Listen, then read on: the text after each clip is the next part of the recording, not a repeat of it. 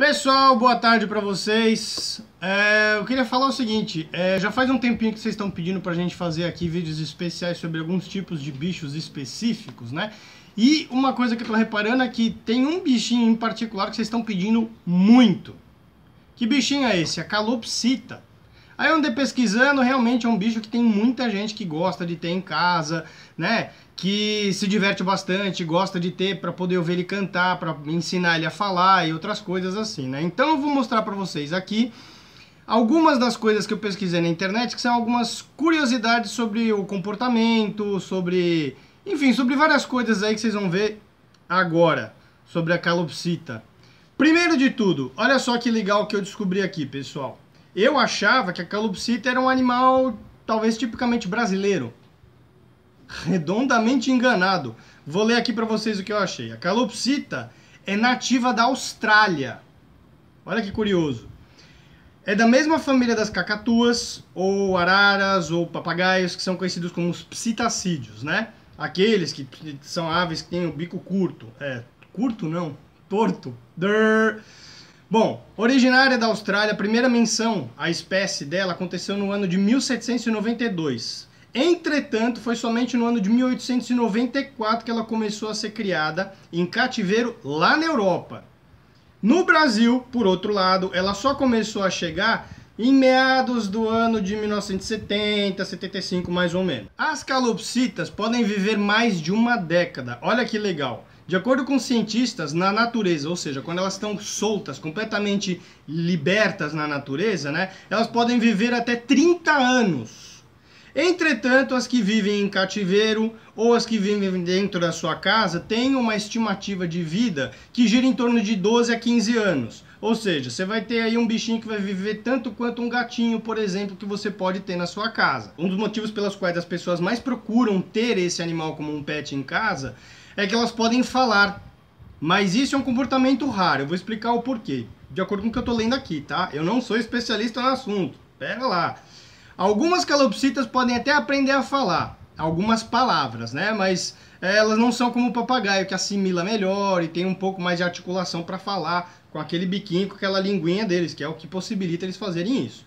Entretanto, mesmo que papagaios e calopsitas sejam psitacídeos, as calopsitas têm maior dificuldade de aprender algumas frases, sendo que muitas conseguem até reproduzir algumas palavras, sons e mímicas, né? Eu vou deixar para vocês aqui na descrição do vídeo 3 vídeos que eu achei interessantes aqui para vocês. Um deles é uma calopsita chamada Woodstock. Ela é famosa na internet, tem milhões de visualizações já. E eu acho legal porque assim, ela canta, ela dança, ela imita a dona. O macho é mais propício a aprender a falar do que a fêmea, porque faz parte daquele encanto, né, de tentar, como é que eu posso dizer assim, tentar chegar na gatinha, vamos dizer assim, né, trocando por miúdos aí. Uma questão que gera muita polêmica, muita dúvida aí para vocês é saber o sexo, saber discernir o sexo do macho e da fêmea das calopsitas, né? Existem algumas técnicas, mas a principal delas é fazer o exame da sexagem, né? Você tem que procurar um veterinário. O que é utilizado para fazer esse exame é uma pena grande de uma determinada parte do corpo da ave, em que eles vão retirar um pouco de sangue, vão pegar uma amostra do sangue para fazer o exame, para depois informar para o dono do pet, para o dono dessa calopsita, que sexo que é, se ele é um menino ou se ele é uma menina. Entretanto, para quem não quer gastar muito, algumas outras técnicas podem ser utilizadas, como por exemplo, observação dos ossos pélvicos. Nos machos, ela é mais fechadinho, né? Obviamente, porque a fêmea vai ter que ter um espaço um pouco mais alargado para a passagem dos ovos. Outra coisa que pedem bastante, né, que tem como dúvida e às vezes a gente tenta auxiliar: poxa vida, Fábio, tia Mila, me ajuda aí que minha calopsita tá muito brava, tá muito estressada, o que eu faço com ela, né? Qual que é a técnica mais indicada aí para você passar pra gente gente lidar com esse comportamento aqui dela, né?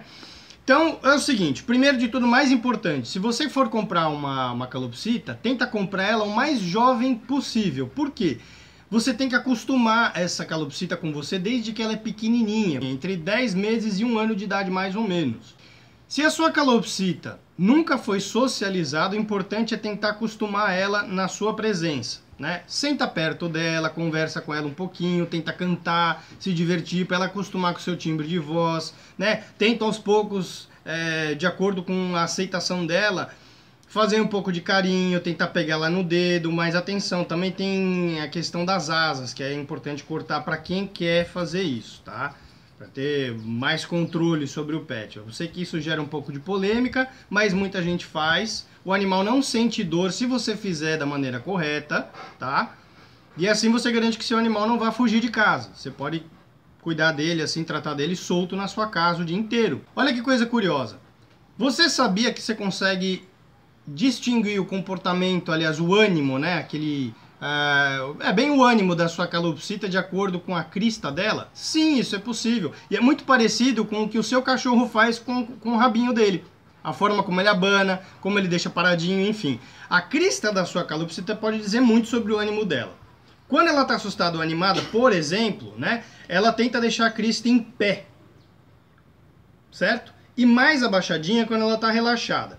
Se essa calopsita está querendo parecer mais sedutora, pode ser que ela deixe a crista um pouco mais projetada, mais pra frente, assim, bonitona, que nem eu tô fazendo aqui com o meu cabelo que tá grandalhão, eu não consigo controlar ele direito, tá vendo? A calopsita tem essa vantagem sobre mim.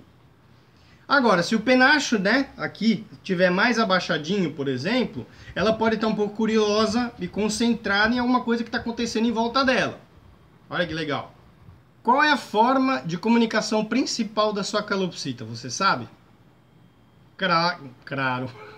Claro que através do grito, né? Por exemplo, a expressão corporal juntamente com a vocalização, né? O termo seria esse o correto. Isso significa que ela pode assobiar, gritar ou cantar, né? Se a sua ave está gritando com muita frequência, ela não está imitando, não está cantando, ela está simplesmente berrando, você tem que observar bem o comportamento dela para tentar compreender o que é que está acontecendo. Porque, em muitos casos, ela pode estar insinuando para o dono, né, no caso, que ela está se sentindo sozinha, que ela, de repente, quer sair da gaiola para explorar alguns ambientes novos, que ela está com medo de alguma coisa, ela pode estar com fome, pode estar com sede, estressada, ou outras situações, dependendo do que estiver acontecendo aí na sua casa, dependendo de onde ela está sendo criada. Descobri agora, não sabia, mas calopsitas podem ter terror noturno. Sim, isso é possível. Por exemplo, sombras perto da sua gaiola, luzes piscando, fachos de luz ou barulhos estranhos que ela não está acostumada podem fazer com que ela fique extremamente assustada, né? E isso gera o famoso, para ela, o terror noturno, né? Durante esse período, ela pode até se debater na gaiola e ficar muito assustada. Então, tenta acalmar o seu bichinho e faça uma análise da gaiola, porque às vezes pode ser que não tenha nenhuma dessas opções que eu te falei. E pode ser que tenha apenas um inseto que tenha invadido aí a gaiolinha dela e ela ficou doida aí, tá de noite, tá querendo dormir, enfim. E então, certo, você tá sempre de olho no seu bichinho para acalmar. Olha, outra coisa que eu achei muito interessante, que eu já sabia disso a respeito de papagaios e araras, mas eu desconhecia a respeito das calopsitas, é em relação à fidelidade que elas têm, tanto com o parceiro do sexo oposto, quanto com o próprio dono, né, que é quem cuida dela. Na maior parte das vezes, quem escolhe é a fêmea. Por isso não adianta o macho ficar lá se exibindo, né, com o penachão dele, bonito, cantando, né? Enfim, que quem vai definir essa situação toda é ela. Aliás, no mundo real aqui, né, entre os homens e mulheres, isso também acontece. Quem decide quem vai ficar com quem são as mulheres. Então não adianta ficar enchendo o saco aí, viu, molecada? Esse processo de escolha pode demorar até anos, né, dependendo da fêmea. Aliás, a gente tem esse comportamento, eu disse que é parecido com o papagaio, porque a gente tem dois papagaios aqui, o Mané e o Pancho, que a gente não fez o exame da sexagem ainda, tá? Porque a gente está querendo deixar que a natureza tome conta do recado. Pra gente ver. Quem botar o ovo, a gente vai falar, tá, essa aqui é a menina da relação. Então, eles têm um comportamento que é bem parecido com o que eu acabei de falar das calopsitas, por quê? Essa questão da conquista, né, da conquista da confiança, de definir se você é um bom parceiro ou não, enfim, essa convivência que eles estão construindo, a gente está observando que eles estão ficando cada dia mais juntinhos, né? Então eles ficam lá abraçadinhos, um fica lá tirando aquele, quando nasce a pena, por exemplo, né, que sai aquele canudinho, aí eles ficam lá destruindo o canudinho para deixar a peninha bonitinha, ficam um cuidando do outro, é uma coisa muito legal de se observar, é bem bacana. Entretanto, existem algumas exceções, o que é muito raro, de acontecer de que um macho tenha duas fêmeas. Isso já foi visto aí pela ciência, já foi descoberto, né? Um macho com duas fêmeas. Sim, isso é possível. E agora, a última curiosidade que eu tenho para passar para vocês nesse vídeo é o seguinte. Cada fecundação que uma fêmea tem, ela pode botar entre 4 e 7 ovinhos. Olha que legal. Bom, pessoal, eu vou deixar esse vídeo aqui por aqui. Se vocês quiserem que a gente faça especiais outros animais, só deixar o comentário aqui no vídeo, tá? Já deixa seu joinha, porque pesquisar isso aqui dá um trabalhinho danado, tá? E vou deixar mais um link aqui de uma calopsita, um vídeo de uma calopsita aqui no YouTube que canta bastante e é considerada muito inteligente, tá? Muito obrigado, pessoal. Já deixa o joinha aí. Até o próximo vídeo. Tchau!